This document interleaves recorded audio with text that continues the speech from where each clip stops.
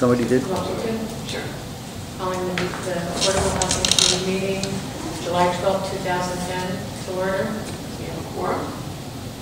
Call for approval of the minutes as submitted from last time. Second? Second. Approve? Oh, yeah, I approve the minutes.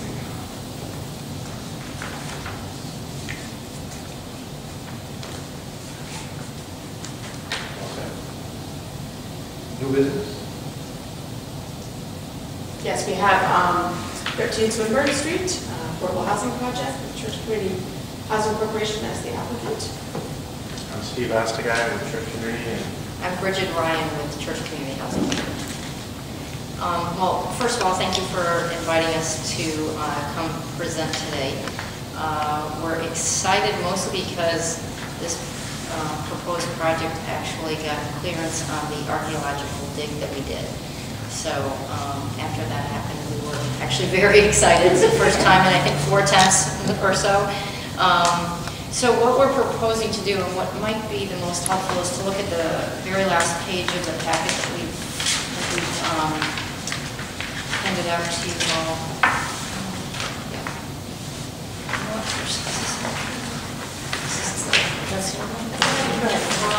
Well, no, I brought 4, so we can share it. We entered into a purchase and sales agreement for number 13 Swinburne, which I'm sure you all know is directly across from the library. There's a lot there that has one existing single-family house on it. But the original plat for the area does show, the original plat map does show it as 3 separate lots originally, but they were combined because there was one owner, and over the years it was basically just combined into one larger lot. So what Church Community is proposing to do is purchase the property. At this point, our plans are to do a rehab of the existing house, and then subdivide the lots and build an additional 2 houses for new construction. So each of the lots, well, the existing house would be on a lot that has about 5,300 square feet. The middle lot would then be about 4,200 square feet, and the third lot would be about 4,300 square feet.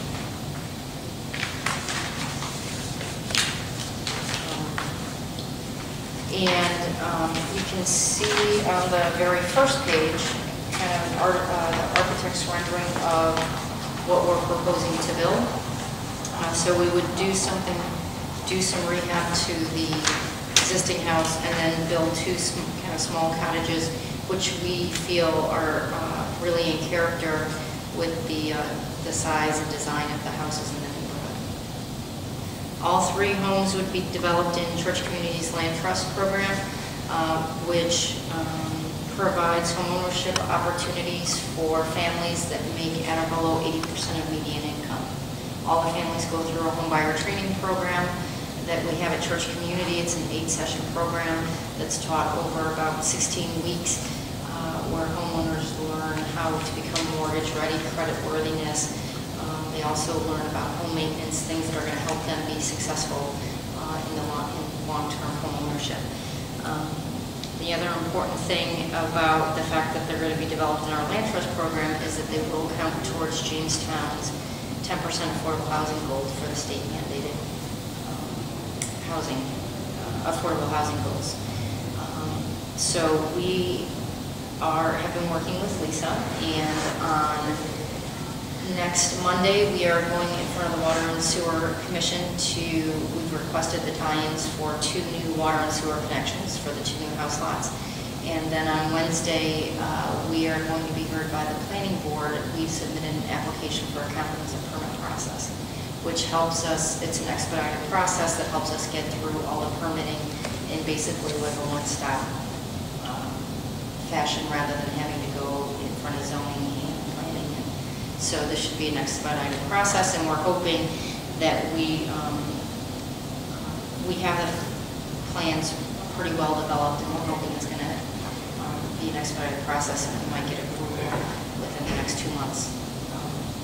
We have applied for a series of funding subsidies, one of which is the Jamestown Housing Trust Fund. And if you'd like to take out, I think you all have a pro forma.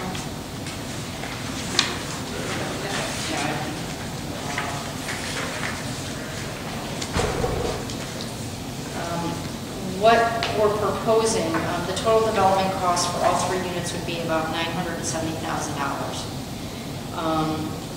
We are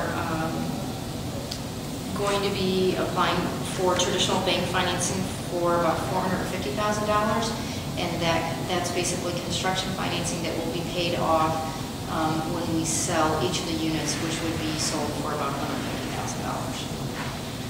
$150,000. We're asking the Town of Jamestown Affordable Housing Trust Fund for $200,000, and then CDBG funds in the amount of $150,000, or $125,000, combined for 2 wards over. Is that the Jamestown Community Block Grant, or is that? Yeah, it's the Community Development Block Grant application that was submitted by the Town of Jamestown does include the $75,000 for the 2010 award. It doesn't. The Jamestown request did include this project for $75,000. There was a $50,000 that was previously awarded for another project that we're, proposing to switch over to this project. My recollection is we ranked that as our top choice, right? Housing development. And then we last Friday submitted an application to the state's Building Homes Rhode Island. That's the state's Rhode Island Housing Resources Commission, part of the state bond that was passed, I think, 4 or 5 years ago.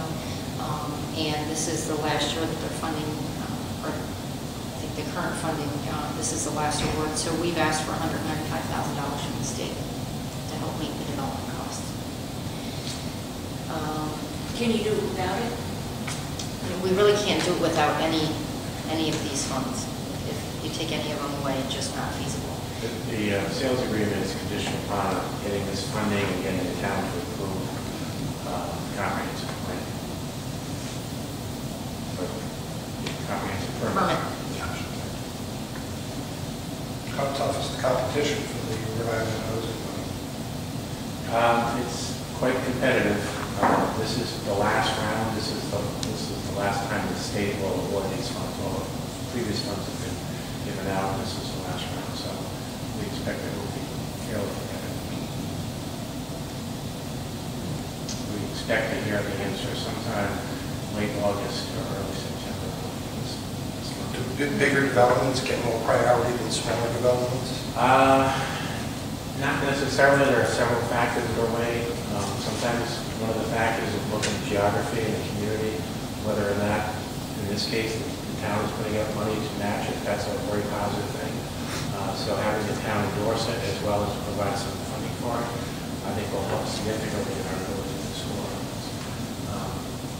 And Jamestown is a community that's tried to do things in the past that we haven't been successful with because of either environmental issues or ideological issues. So I think the state folks are aware of that.